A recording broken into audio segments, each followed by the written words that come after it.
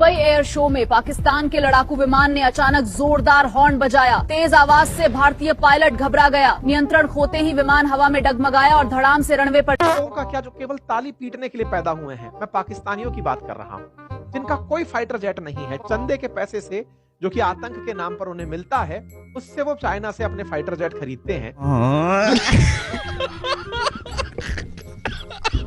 दोस्तों, भारतीय मीडिया दुनिया का वो वाहिद ऐसा मीडिया है जो खुद ही दुश्मन का साथ देता है। पहले भारत ने पाकिस्तान के साथ जंग करके 2 नहीं 3 नहीं बल्कि 6 जहाज गिरवा लिए। फिर 2 महीने के बाद खुद ही राजस्थान के अंदर अपना जहाज गिरवा लिया और अब दुबई शो के अंदर खुद का तेजस जहाज गिरवा कर बिस्ती करवा ली। फिर अपने मीडिया के जरिए अपनी नालायकी का इल्जाम पाकिस्तान पर डाल देते हैं। सोशल मीडिया ਦਾ ਰੌਲਾ ਪਿਆ ਜੀ, ਇੰਡੀਆ ਦੇ ਜਹਾਜ਼ ਦਾ ਤੇਲ ਲੀਕ ਹੋ ਗਿਆ। ਸਾਡੇ ਜਹਾਜ਼ ਨੂੰ ਵੇਖ ਕੇ ਉਹਦਾ ਮੂੰਹ ਨਿਕਲ ਗਿਆ। अब इंडियन मीडिया झूठ बोलने से फिर भी बाज नहीं आया। झूठ बोलकर अपने पायलट पर ही इल्जाम लगाने लग गए। एक डिमीन करने की कोशिश की गई, फेक इन्फॉर्मेशन जो है, फेक नैरेटिव फैलाने की कोशिश की गई, क्योंकि इसका डिस्प्ले मैन्यूवर इतना शानदार था कि कई दूसरे मुल्कों ने इस एयरक्राफ्ट के बारे में इंक्वायरी की, दिलचस्पी दिखाई इसको खरीदने में। और उसके बाद कल क्या होता है, पहले दिन ये जिस तरह से मनीष ने बताया कि बहुत शानदार एयर डिस्प्ले होता है। नहीं। अगर जहाज इंडिया का गिरा और रोने पाकिस्तान लग गया। भारत अपनी हर नालायकी का इल्जाम पाकिस्तान पर ही लगाएगा। ये तस्वीर देखिए, रो पड़ा पाकिस्तान। दर बदर भटकने वाला, मदद मांगने वाला, रहम का कटोरा लेकर भी लताड़े जाने के बाद पाकिस्तान के रक्षा मंत्री की आंखों में आंसू। रक्षा मंत्री रो रहा है, पाकिस्तान रो रहा है। अब तो ये हद हो गई कि पाकिस्तानियों ने हॉर्न बजाया और इंडिया का तैयारा नीचे गिर गया। दुबई एयर शो में पाकिस्तान के लड़ाकू विमान ने अचानक जोरदार हॉर्न बजाया। तेज आवाज से भारतीय पायलट घबरा गया। नियंत्रण खोते ही विमान हवा में डगमगाया और धड़ाम से रनवे पर। Oh my God! Wow! कभी इंडियन मीडिया कहता है कि वो जहाज इंडिया का नहीं था और सारी गलती अमेरिका की बना देता है। पाकिस्तान के लिए दोनों तरफ से मौत है।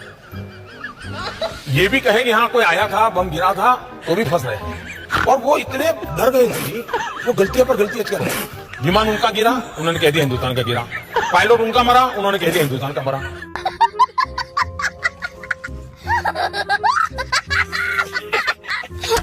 मोदी जी की ऐसी हरकतों की वजह से ही ट्रंप इनके गिरे हुए जहाजों का बार बार जिक्र करता है। दुबई एयर शो में एक बहुत बड़ा प्लेन क्रैश हुआ। इस वक्त की बड़ी खबर आपके सामने मैं ब्रेक कर रहा हूं, टिकर पे लेके आइए। इस वक्त की बड़ी खबर, दुबई एयर शो के दौरान एक बड़ा विमान हादसा। ब्रेक करिए, इस वक्त की बड़ी खबर। इंडियन मीडिया ने झूठ बोलकर अवाम को गोबर खाने पर लगा दिया। ये मरते मर जाएंगे मगर कभी भी सच नहीं बोलेंगे। जब घर ही नहीं संभल पा रहा है तो बिहार क्या संभालेंगे? फिर घर पे आप आ रही रुबिका जी। क्यों ना, ये घर नहीं है, ये परिवार का हिस्सा है जिनका जिक्र हो रहा है, इसीलिए मैं कह रही हूँ परिवार पे आप जाएंगे तो मैं मोदी मैं जाऊंगी यशोदा बहन पे। पहले मोदी जी तेजस जहाज के बारे में बड़ी ट्वीट करते थे और अब जब गिरा तो मुंह से सांस नहीं निकला। 2023 में नरेंद्र मोदी ने एक ट्वीट की थी, इसमें ये कह रहा है कि ये तो तेजस है ना, ये 140 करोड़ लोगों की स्ट्रेंथ और स्किल्स है। बात तो इसने ठीक की है, तेजस बहुत अच्छा जेट है, लेकिन मसला जो है ना वो तुम्हारे खसी पायलट्स में। 200 भारतीय सेना जानबूझकर तगड़े लोगों को छोड़कर ऐसे लोगों को भर्ती करते हैं जो इनका खुद का भर्ता निकलवा देते हैं।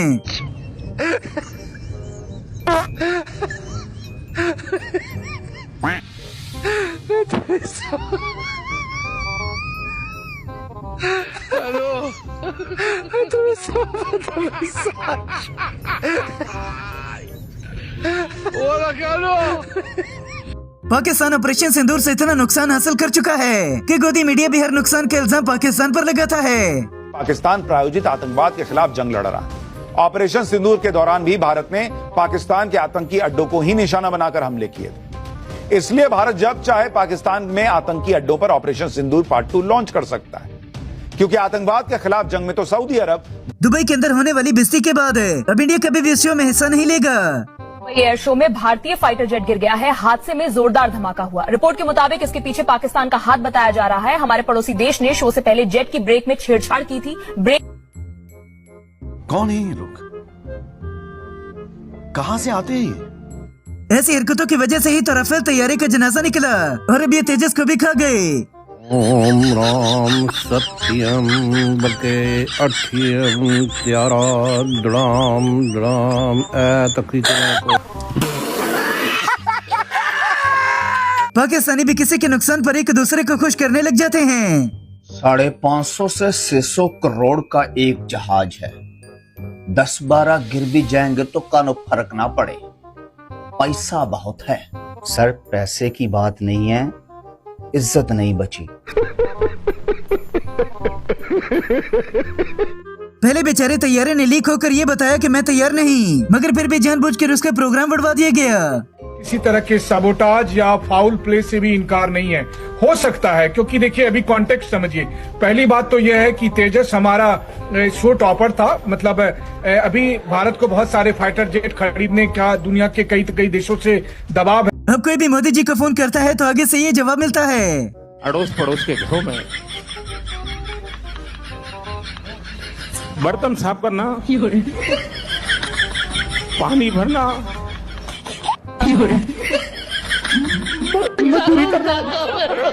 एक तो भारत का जहाज गिर गया और दूसरी जानिब ट्रंप ने भी ऑपरेशन सिंदूर की नाकामी बयान कर दी। अमेरिकी रिपोर्ट में क्या है? ऑपरेशन सिंदूर में पाकिस्तान ने भारत को हराया, ये इस रिपोर्ट की फाइंडिंग है।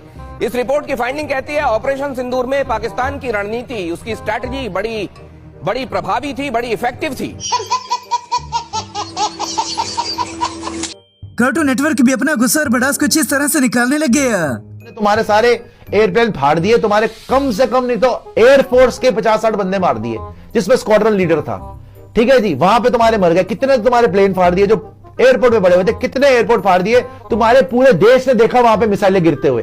पाकिस्तान का नाम गोदी मीडिया के हवासा पर भी सवार हो चुका है। कुछ भी हो जाए पाकिस्तान का नाम लेना नहीं भूलते। लोगों का क्या जो केवल ताली पीटने के लिए पैदा हुए हैं। मैं पाकिस्तानियों की बात कर रहा हूँ, जिनका कोई फाइटर जेट नहीं है। चंदे के पैसे से, जो कि आतंक के नाम पर उन्हें मिलता है, उससे वो चाइना से अपने फाइटर जेट खरीदते हैं या उससे वो अपने लिए डिफेंस इक्विपमेंट खरीदते। पाकिस्तान ने आज तक गोदी मीडिया की किसी भी खबर का जवाब नहीं दिया और उसी बात का ये फायदा उठाते रहते हैं। बड़ी खबर, दिल्ली ब्लास्ट पर पाकिस्तान का कबूलनामा। पाकिस्तान समर्थित गुट ने दिल्ली पर हमला किया था। पाकिस्तान ने माना दिल्ली आतंकी हमला करवाया। लाल किले से लेकर कश्मीर तक हमले की गीदड़ भभकी पाकिस्तानी नेता अनवर उल हक का ये बयान है। अब इंडियन मीडिया बातों बातों में पाकिस्तान पर इल्जाम लगाना चाहता है, मगर लगता है कि मोदी जी की तरफ से इजाजत नहीं मिली। तेजस नीचे गिर जाता है, क्रैश हो जाता है और जो पायलट हैं उन्होंने लोगों की जान बचाने को चुना, उन्होंने लोगों की जान बचाई। हालांकि इन सब में दुखद बात यह है कि पायलट की जान चली गई, उनको इजेक्ट होने का मौका नहीं मिला। वो इजेक्ट हुए नहीं क्योंकि उनके लिए प्रायोरिटी ये थी कि जो लोग ये एयर शो देख रहे हैं उनकी जान पर बात ना आप आए, जान माल। दुनिया की सबसे तगड़ी फौज का जहाज ऐसी कारकर्दगियां दिखाता हुआ बेचारा अपना प्रोग्राम बढ़वा बैठा। दुनिया की सबसे खतरनाक एयरफोर्स, ये अपने लिए भी खतरा है और दुनिया के लिए भी। तेजस तैयारा खुद भारत की कारीगरी था, मगर जब गिरा तो इल्जाम पाकिस्तान और अमेरिका पर आ गया।